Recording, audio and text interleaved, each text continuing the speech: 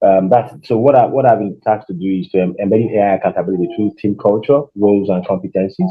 And what I'm looking at is from principles to practice in real world teams. As an HR professional, you are responsible sometimes for the tools that the organization uses. Of course, sometimes you're not completely involved in all of the tools. I give example. So I work in an investment banking space, right? And I'm not involved in when they use Zanzibar, when they use Simplus, and they use other tools that they use for work.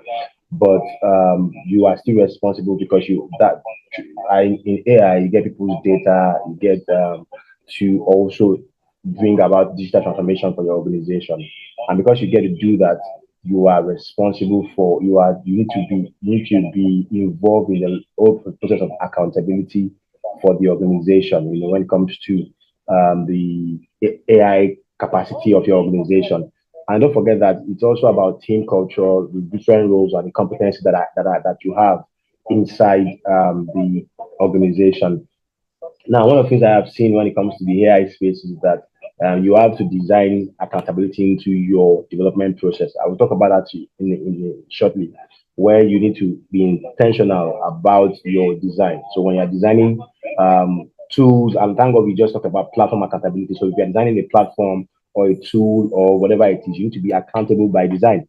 You need to design instantly with accountability in mind, not exactly like just like what Adebro used for the drug example. I saw it on Twitter to that period, and it was funny, But I was just asking myself, so what exactly would drug be able to undress if you have to undress somebody? Because of all I see is the person's clothes. So I just got my mind running wild there about there. But of course, it's about the fact that some ethical issues that we have, will be taken out if there is that human approval that is done, first of all, and secondly, if there is also accountability by design. So it's important that we focus on it. And we're asking ourselves, what is AI accountability? Which, of course, I know that over time in these sessions, everybody must have actually talked about what AI accountability means. But I want to just quickly tell you that it's to ensure that AI systems are transparent, ethical, safe, and aligned with the values.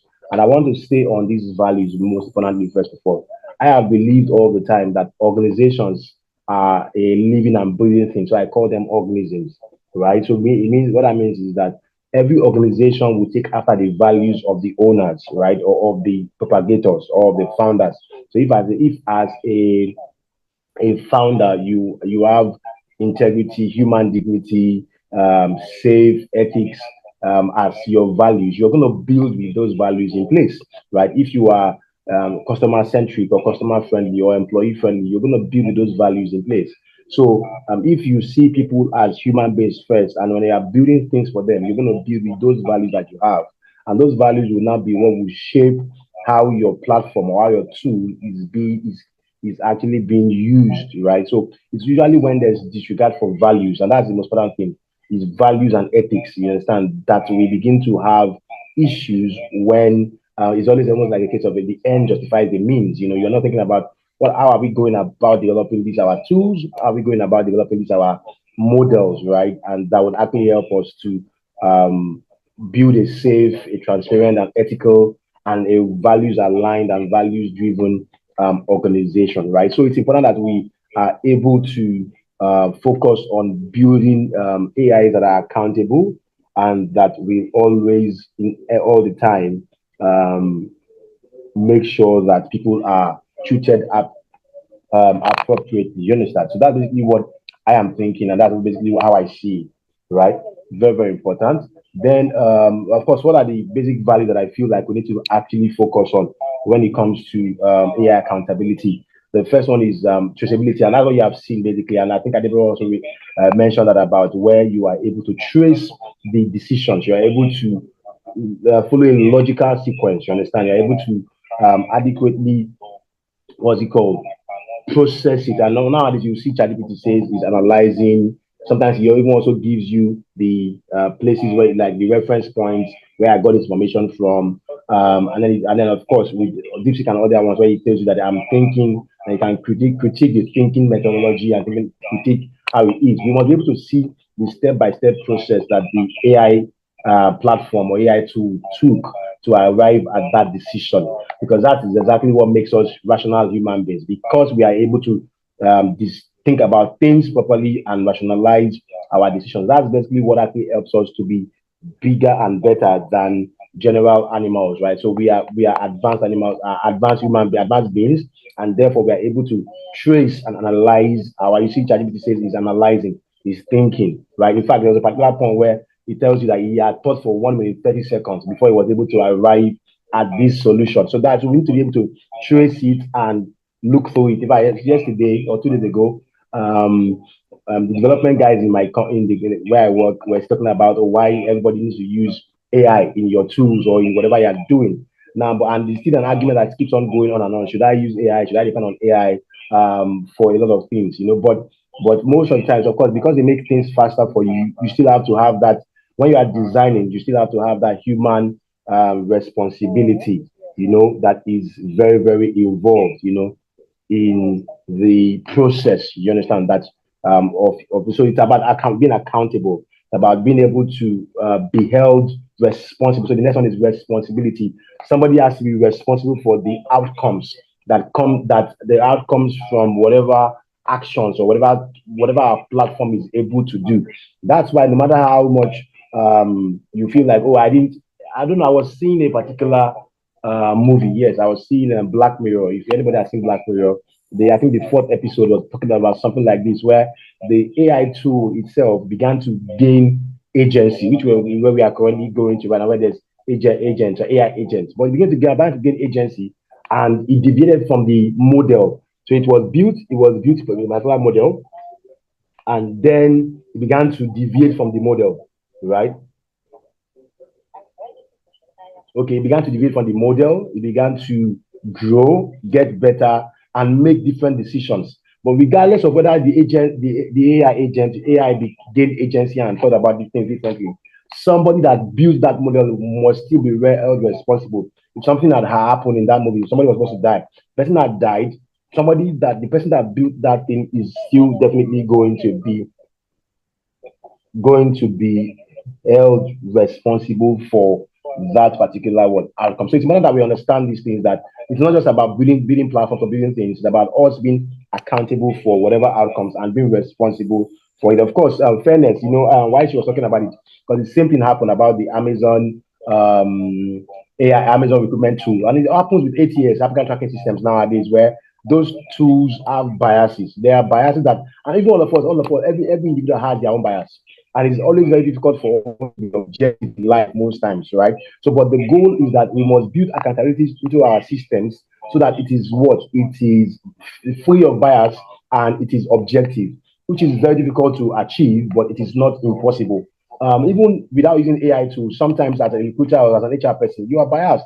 I see somebody that is looking a particular kind of way, or somebody from a particular kind of country or a particular tribe or whatever, and I already have formed a decision or a stereotype about them, and instantly I make decisions that affect their careers because of my own bias. So we must design with fairness in mind. It is almost impossible to achieve 100%, but we must keep on striving to achieve fairness. You understand? And the last thing is what? Compliance, right? So which means that we definitely have to meet legal, regulatory, and ethical standards. Of course, I don't want to beat around the bush, but you guys are smart people and you already know all the rules and regulations, the GDPR, all of that are about, and the legal rules that are already available for us to read. So we must be accountable, because every single thing, but that's basically what compliance does. In any organization that deals with people, either financial organizations or technical organizations, there's always the role of a compliance officer, and that's what I'm talking about, roles and culture, right, in the organization, that different rules must be put in place to make sure that we are compliant, that there's legal compliance, there's regulatory compliance, and there's ethical compliance, you understand, in whatever it is that we are actually doing. So it's not just enough for you to build, you have to actually put structures in place, and it is easier to build accountability into your system from the start. And that will just lead me to the next thing I want to talk about, which is, of course, the AI development life cycle. I'll just run through this because I don't want to bore anybody with this. Of course, the first thing, of course, which is you define your problem, you scope, collect data, prepare your model, develop your model, then evaluate and validate. Now, don't forget that it is easier for you to begin to think about these four things, right? Is it traceable? Is it responsible? Is it fair? Is it compliant? While you are doing your problem definition and your scoping. You understand? So as you are developing your model, you are building accountability into that particular what model. You understand? So please give me 1 minute, just 1 minute. Okay, 1 second, please. Just okay. So you need to actually what build accountability into your model as you're developing your model, and even as you're evaluating and validating, you are testing to be sure that it is fair, it is transparent, it is traceable, and it meets all the ethical standards. It is easier for us to be accountable when we implement and put and impute every single thing, put that accountability mindset in place when we are doing all the process, when we are developing our platforms or tools or softwares and all. It's important that we build accountability into all of our AI development life cycle, right? Meaning that from the moment we are conceptualizing our ideas, and like what Adebo said, they brought people together to a location in the Zambia, or I think Gambia. I don't know if I heard it, whether it's Gambia or Zambia, to talk about what they were building and everybody to show what they are actually doing. But beyond just that, in that place, that's a good place to be asking them these questions. Is your AI accountable? You understand? How have you built accountability into your system? How have you used people, the roles and the team that you actually have, to build that? So I just wanted to touch on this so that we can understand that it's important that we are thinking that way, right? Everybody has to always think in that light, that it's important that we make sure that accountability is into our process. Now, I think that so I'm Amazon hiring AI, right? Which is of course basically because like what Adebo had mentioned, it uses historical data, right? And because of over time, it didn't favor what females, right? And beyond just Amazon, right? There are other people that have actually built AI into their systems that does not favor a particular set of people. Sometimes it might be that it doesn't favor African Americans, right? Or it doesn't favor Hispanics. It doesn't favor Latinos, that kind of stuff. So but you have to, like I said, it's almost impossible to engineer accountability completely 100% into your system. But what you must keep on doing is you must keep on trying to do that. You understand? You must keep on trying to do that and try to ensure that your system is accountable, and it is not just accountable, but because you have people that are thinking about this, and it comes from the idea of ownership and outcomes. Who is responsible for this particular thing there? But for Microsoft responsibility AI program, the idea behind Microsoft was that they wanted to say, how we have speed bumps. There's no way you have like I traveled recently for like maybe 100 kilometers, 200 kilometers, and I found out that at some different particular points in the journey, you had speed bumps. And those speed bumps was so that you can so that you can at least not just drive carelessly because it was a smooth journey, was fun, and you can lose your responsibility cap. You can lose the way you are thinking about how to make sure that things are done the right way. And before you know it, you overspeed and hit somebody or whatever it is. But the speed bumps are there so that it can prevent you from actually making mistakes. And because the engineers had constructed the whole plan for the roads that way, that's exactly how we also must be thinking about accountability in our platforms and in our programs, right? And I'm going to go. And lastly, of course, the same thing with AI diagnosis. Of course, nowadays you have AI diagnosis, you have tools that can tell you, oh, this is exactly what you're supposed to do and all of that. But what I found out is that, let me even take it a little bit with development. When you're developing code, when you're writing code and all of that, AI can write code for you. In fact, probably would even write it better than you are an individual might write it. But there has to be an individual that will verify, that will check it, that will be sure that this thing actually meets not just our accountability scope or quality. It also meets the level of intelligence and the level of correctness that we actually need in that particular app or code that we have written. So every individual must, so the way you can build it into is that there must be a final check, the last bus stop. Somebody must still review that particular line of code. You cannot just write the code right now with AI and let it go. Like just like what Adebo was saying, even when you do, like for example, let's say you have used the AI to come up with your content for a presentation or a speech there, but some you still have to verify it. You can't take it and sinker because there are things that you actually might need to verify. Do you understand? Like, let me give you an example. What I see right now is what Adebo was talking about the Amazon hiring AI tool. She used 2014. I don't know if anybody observed that. I'm using 2018. Obviously, one of us is wrong. And it's probably because one person did not fact check or did not. It can be me. It's not. I'm not saying they there, but right. So I'm just saying that it's important that, and this is a typical example. Getting data from AI or whatever it is still requires that human verification. Do you understand what I'm trying to say? Somebody has to still verify, and that's exactly how we need to what.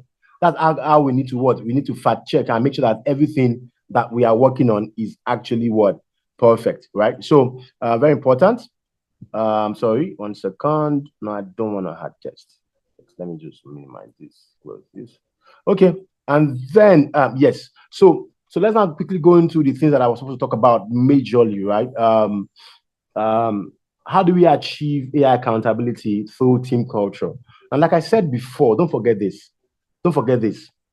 Every organization is what is going to take after what after the image of the founders and the propagators. So if I am a an ethical person, I would always build my things with ethics in mind. If I feel like ethics is something that is just too dystopian, that is not, it's not something that I need to actually prioritize, and all of that in that sense, then that means that I would not prioritize that, and I will not make sure that everybody, what's it called? I will not make sure that everybody is what's it called? Is prioritized in the terms of ethics in our everyday work. So the more you need to majorly do is what we need to make sure that AI discussions are normal. And I believe that that's what Pan African Center for AI Ethics is always doing. We're trying to make sure that these conversations are going on every time, every day, and always. You understand? That people are having these conversations, and there is that, and it becomes normal, meaning that our culture is a culture of if you see something, say something. If you feel like something is not right, let me give you another. So I don't know why I'm advertising Black Mirror right now because I was still watching another episode last night, and the guy that was developing a particular game, Richard Daly or whatever it is, within a particular game, while he was developing that game, guess what? He put a back end into the game where he cloned almost all of his staff, right? And put them inside the game as almost like what do we call them? Let me put them. They call them like they are like cheaters. So they were cheaters. So they could come in and come and steal your own coins and use your own coins to do other things there about, right? So that was basically what he did. So imagine, but until somebody, and there had been a lot of complaints that had gone on, but somebody was sitting on that particular complaint. Do you understand? Until somebody began to do a deep dive into the somebody began to do a deep dive into the complaint code, the tickets that have been created, and all of that. And then that was began to find the backdoor that he had put into the system. So that means that if you see something, ethics in our everyday work is important. That means anybody that sees something or hears something or knows something needs to what raise an alarm and say the way this programmer is coding or building his model, it is not ethical, right? It is not accountable. It is not the right way. It's going to put us in problems. If somebody finds out, we're going to get a lot of fines, And the reason why they began to go into to check the issues in the company that are in the movie was because a reporter had found or had received tips about those backdoors that had been created, and he began to now what? He began to now press the CEO, and then that was now when he began to think about how can I start looking for the backdoor that was put into my system. So it's important that we always think about these discussions and make sure that they come up in our conversations. Now, transparency by default. You understand? We need to document sources, our limits, our logic, the thought processes that we used to achieve, and that comes from allowing your SOPs be very, very transparent. It's a collaborative way. So if this is how we have built this model, so that somebody can come in the next time, next iteration, and can build on that or can adjust in cases where they have found out that the accountability and the ethical structure of this particular development or model development is not correct and complete. So it is very, very, very, very important that we always allow ourselves to build transparency into whatever it is that we are building as AI developers in that sense, or AI propagators or AI founders like that. Now, what's it called? Psychological safety, of course, we need to also encourage people to speak up, which I talked about earlier. And of course, leadership role modeling. Now, the key thing here is that, like, and which I had said earlier, every organization, every platform will take after the image of the propagator. So that means that leaders need to now let people understand what trade-offs they have had to make. Rather, let me give an example. Let's say if we go the route A will make our AI very fast and very, very competitive. But if we go that route, it is not ethical, or it is not going to help us stay accountable. Then what do we do? What do we do? Right? So instead, you are thinking about, okay, let's go the other route where it will not be faster, it will still be effective, but ethics will be taken after. It is about what you are valuing and what you put as your value that will now form your team culture. So you have to intentionally think about how to communicate it. And also, you need to also have what we call culture transfer conversations with your developers or with people that are on your team. This is my own culture. This is my own values. This is what I prioritize. And therefore, I will want you guys, when you are building or developing your model or training your model, please make sure that you train this model objectively without bias, train it with human-centeredness and human consciousness, right? And that's basically how you help your what's it called, yourself and team to go better. Let me see what's up. Am I writing something? Okay, it's fine. Oof. Okay, 1 second.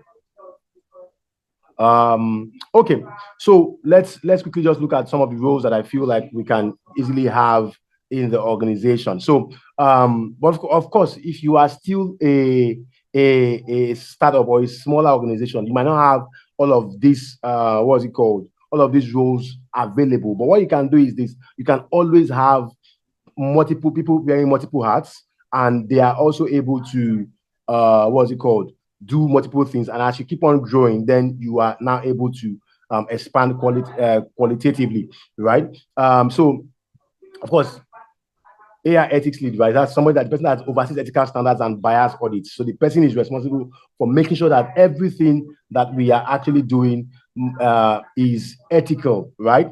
Of course, and then you have the data steward, which is that person that maintains data quality, privacy, and consent. Then AI product manager is one that builds fairness and explainability into the design. Like I said, you build accountability into your design, or you design by default.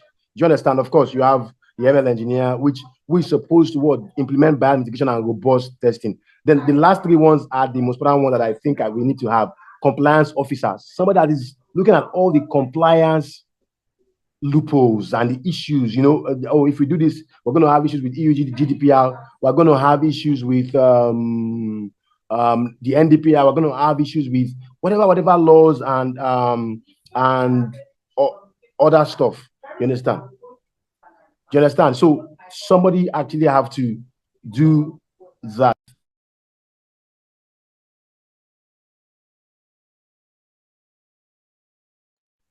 So compliance officer, right? So that's the person that is responsible for all the compliance and all the legal loopholes that you might actually be having and all of that, right? And then of course, AI risk auditor, that person is looking at what are the risks that we are going to face, or we need to mitigate when we do not basically do this. I would have loved to go into all of these roles in details, but I would just want to leave that. We can read up more about it and expand that later on.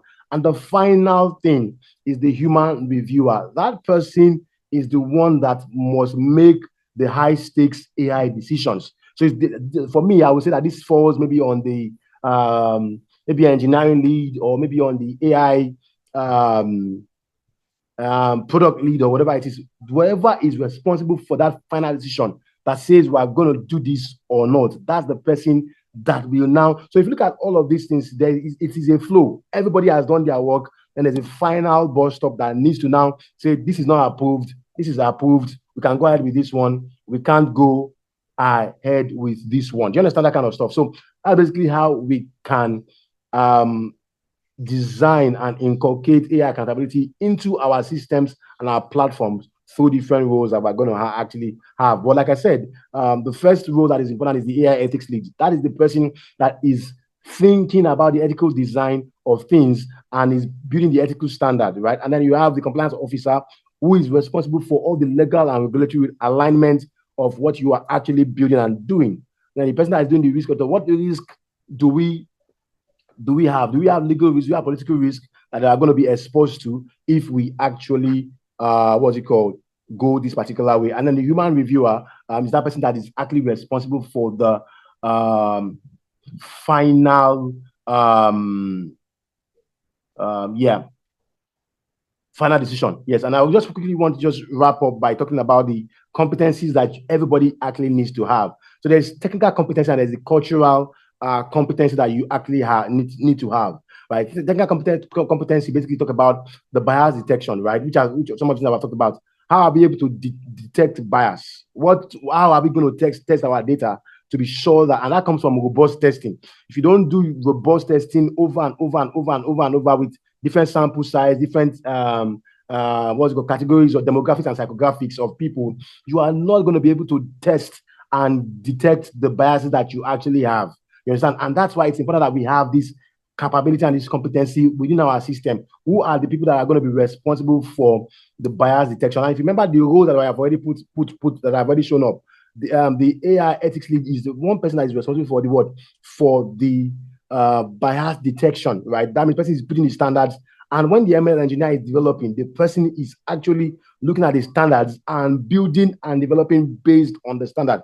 But the AI product manager himself is designing the flow, in the whole systems. And with that flow, they're already looking at this point, let's check for our bias level. Let's check if we are being biased or if we are not actually being accurate with exactly what we want to do. So it's important that we have that technical competency on our team. And the cultural one is the most important one. Anybody can have technical skills. You can learn it anywhere. The key one is the cultural competency, which is what? Ethical reasoning. How are we thinking about this, our ethics, which most times the AI ethics lead has already developed our standard for us. Who is responsible for communicating to our stakeholders, right? Who is responsible for collaboration, and how are we going to continuously learn and improve on what we have actually been developing? If you see, all the models with maybe ChatGPT and other ones have been continuously developed, not just for it to be faster, but for it to mitigate and eliminate some of the risks.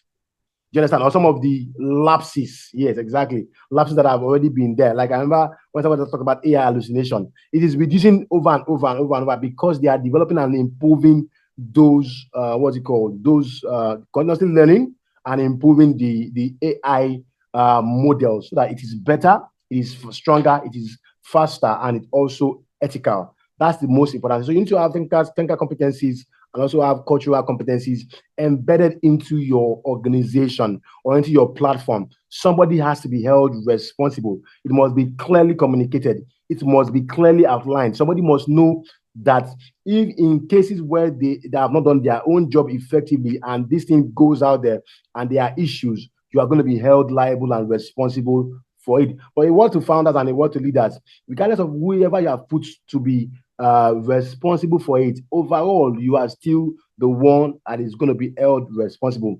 In project management, that's what we call the RACI chart: the responsible, accountable, consulted, and informed. So I don't want to draw the chart. It means that somebody is responsible for a particular thing. You're asking yourself, who is responsible for this particular task? Who is going to be held accountable if this task does not get done?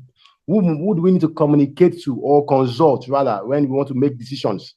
And who do we need to inform? So if you need to inform stakeholders, you need to inform stakeholders.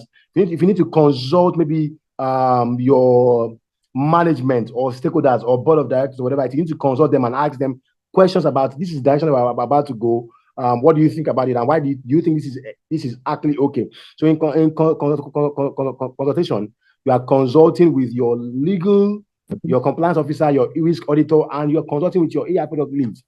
you understand? And then in we need to inform, stakeholders, you need to inform your team, your staff. Then of course, while you're not developing your role diagram, you're not looking at who is responsible for this and who would be else accountable for it. But like I said, in all, as the leader of that organization, you are actually what still Okay, the I want one that to I will see. I'm looking. be held responsible for the AI accountability of your organization and of your teams. Now, so the first thing is what create a responsible what AI charter. How exactly do we want our AI to be built? What exactly do we want to do as we are building our solutions? What would our solutions do? Would our solutions have human centeredness? Would our operations have a low level of bias and a high level of objectivity? You develop a charter, write a charter that clearly communicates what your mission, your vision, your plan, and how you're going to achieve your big audacious goal. You understand? So once everybody can see into your big AI charter and they can understand and they can buy into it, it is easier for them to key into it and to build with that charter and the vision and the mission in mind. So your job is to create a responsible what AI charter. So you are saying that as we are building with checks in place. As we are building with balances in place. As we are building with risk mitigation in mind. You understand? So we are building with the future in mind. And we are building with all the possible loopholes and the issues that we might have. That's basically how we are building ahead of time. Then next thing is what, of course, like I said before, integrate ethics checkpoints in AI lifecycle, meaning that at every step point of your development and your deployment, you have integrated a ethics checkpoint to check at this point, are we ethical? Are we compliant? Are we accountable? At different points in time thereabout. So you have built that into your system and it makes your life actually very easy for you. And of course, next thing is what we want scenario-based training. That means you're training people to understand different scenarios that might actually happen, or not even just them. You are also training your AI to see. And of course, I don't know if anybody has experienced. You've experienced before where maybe the chatbot gives you two answers and tells you, hey, which one do you prefer for this scenario, for this context? Because it's trying to learn and try to understand the context that each what's it called? Okay, that's great. Okay, I'm just checking if there's any. Okay, okay, okay. So I'm almost done. I'm done. I'm done with the. I'm done here now, right? So the AI is asking you in this context, which one is more ethical? Which one is better? Which one fits the situation that we find ourselves in? Do you understand? That's basically what you are doing by running scenario-based training. And of course, track and report accountability metrics, which is simple to do. How many infractions have we had in the past 1 year or in the past 3 months? How many people have complained about the use of our AI or the effect that this thing has? I don't know. So you are tracking and reporting accountability metrics, and then you also reward ethical innovation, right? Of course. So if anybody is able to help you, and because you are built and you created a responsible AI charter, the best thing for you is to reward that any one person in your team or any one person in your team that actually demonstrated ethical innovation and standard. Yeah, but I am rewarding that. And that basically helps everybody to see that this is exactly what we want to build and how we want to build. And therefore, they are able to stay within the ambit of the things that you have actually planned. The honest truth about it is that AI accountability, ethical considerations is not a nice to have. It is a must have, right? Especially when you are interacting across cultures, across geographies, and across organizations, right? People have different standards and different expectations of the AI tools that they are or AI platform that they're going to be using. And it is your job as the AI, what's it called? Propagator, let me use that word, to make sure that your job is not just to build something that solves our problem, but it must be ethical and it must be built into the architecture of that particular AI platform and AI tool, right? So that's basically what it is, and that's basically how I think you can embed, right, AI accountability into your organization, into your work, through cultures, roles,